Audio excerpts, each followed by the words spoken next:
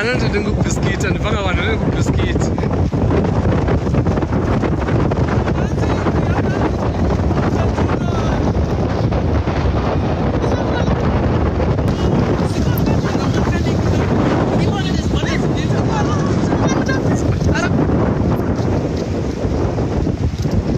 Right, run that way. So.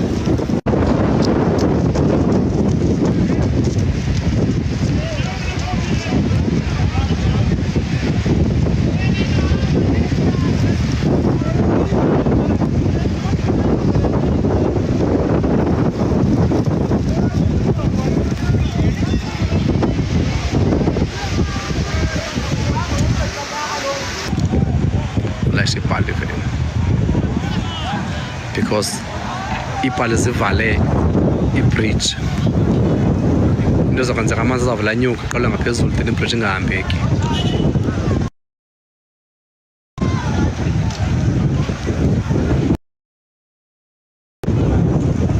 Zone 14 yonke le then leya ivelayo Slovo kalapha Slovo bheka park and Slovo Park.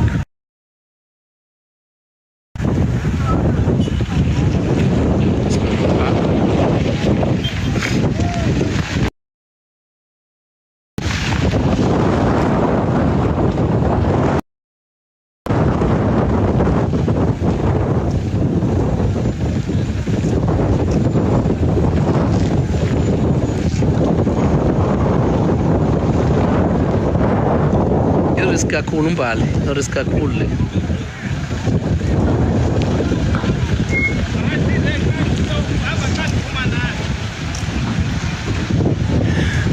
Law enforcement bekafika amapolisa. No, not amapolisa, i-traffic officers besifikile. Walo mntakwethu.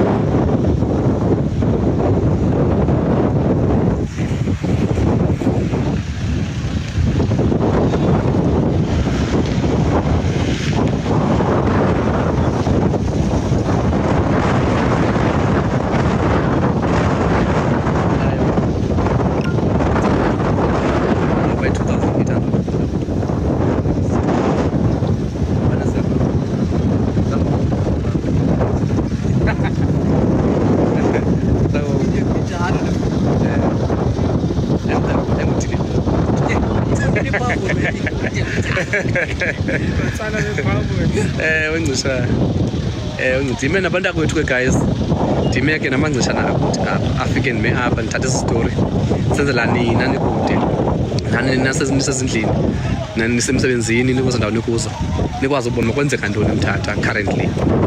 So hence ngicela ni-like, ni-share, ni-follow with this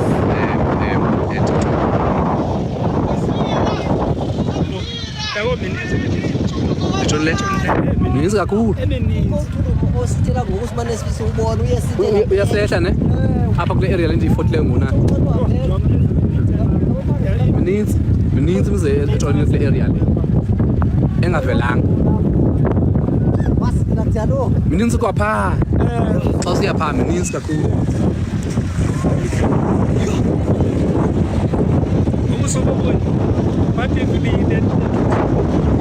Benye ndinethile le mvula apho. Nethe ngapi? Kunje? Imizi futhi. Usekuyipendi yakhe itshona siwayijonga. Ipendi? Hayi. Njini nango yonke? Ayonke amanzi. Seyisabhini kawungene eqoqo bependi namanzi selapha ecango emacango. Udongo langapha lena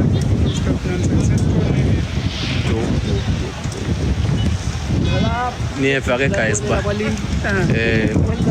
njengoba nginathiwa ezinye businesses zi-affected khona i-BnBs ezi-affected khona imizi emininzi i-affected. I'm sure municipality will declare a state of disaster, but I'm not sure if bazokuncedakala nabantu abafactwe i-disaster. I am not sure ke ngaleyo, kodwa ke bekumele bakudeclarishwe as soon as possible i-state of disaster.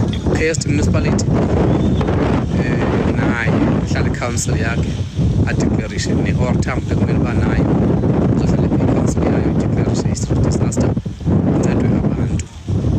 ngezidingo zabo.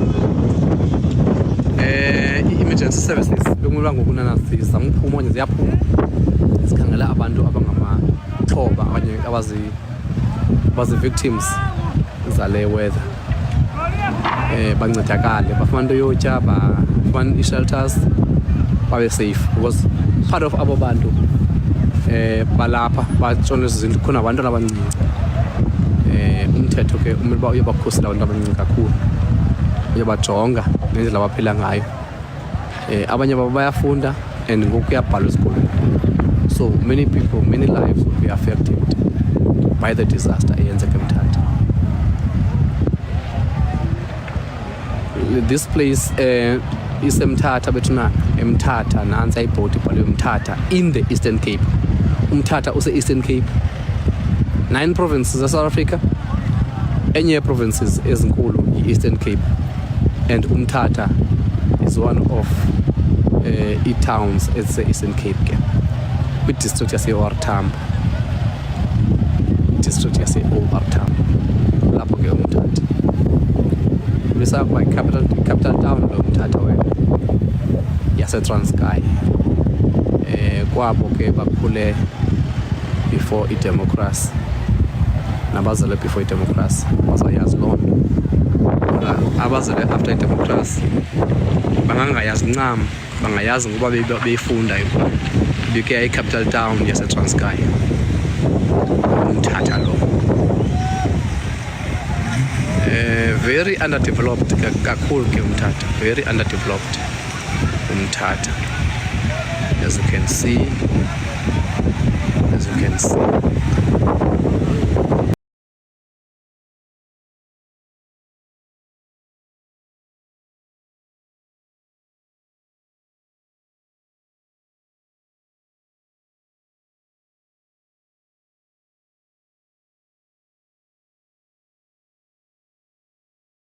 Sishubile ke isimo ngani zakwethu njengoba nibona ke izinto ezenzeka lapha ke Eastern Cape. Bafethu siyacela ukuthi sibabeke emthandazweni abantu aba-around laphana, njengoba ke bengakabi ukuthi sedlule abantu abangakanani noma kulimele abantu abangakanani, kodwa ke njengoba usuyibonele le video sathi siwabeke emthandazweni noma ngabe nesihlobo si-check ukuthi sisi-right yini uma ngabe silaphana ke Eastern Cape. Ungakhohlwa ukusubscribe wenze sure ukuthi uyalike kuze njalo uma ngabe sikufana amavideo kube uwena owathola kuqala noma ngabe kube uwena ozothola amavideo wadinga Ngana wethu mina nawe sihlangana lapha kwi-comment section sithi tutu emndenini ehlakelwe lesi simo.